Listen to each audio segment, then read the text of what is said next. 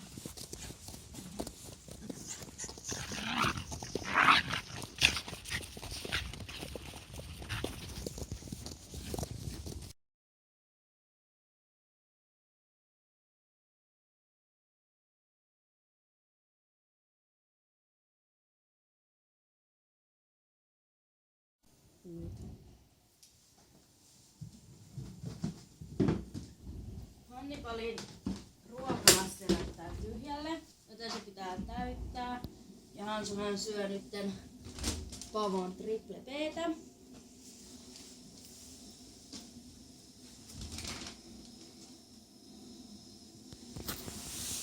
Joka näyttää myös maistuvan meidän koirille.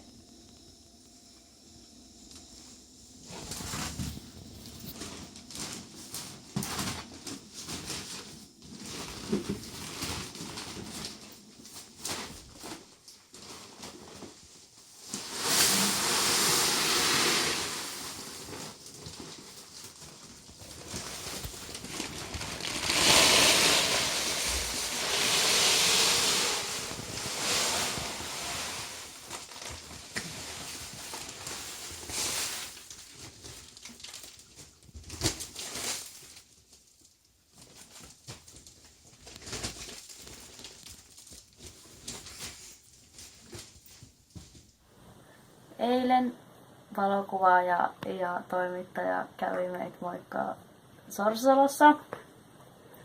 Ja tässä tää juttu nyt onkin.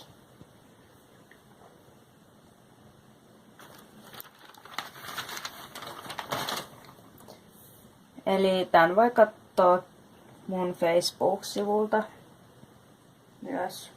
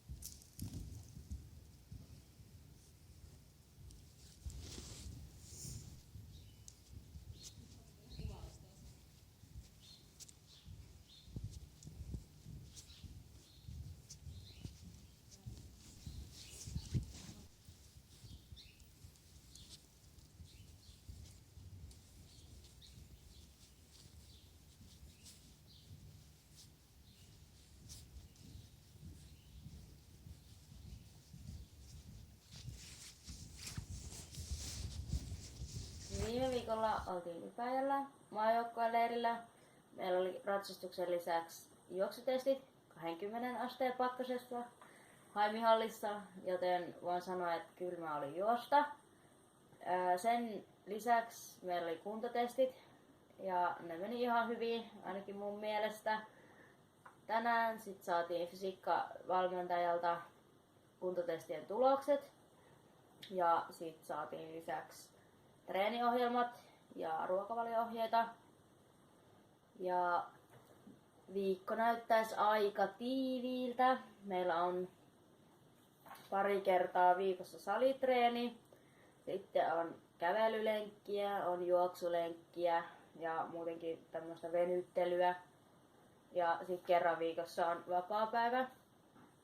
Ruokavaliosta sen verran, että meillä on kisaa viikonloppuille oma ruokavalio ja sitten arkeen oma. Ja tässä nyt vähän mietin sitä vain, että jos mä nyt aion nämä kaikki treenit toteuttaa, että missä vaiheessa mä kerkeen näkee Hannibalia, että kerran viikkoon kun mä käyn siellä ratsastamassa, kerran viikkoon kun mä näen sitä. Mutta kai tästä sitten jotenkin selvitään.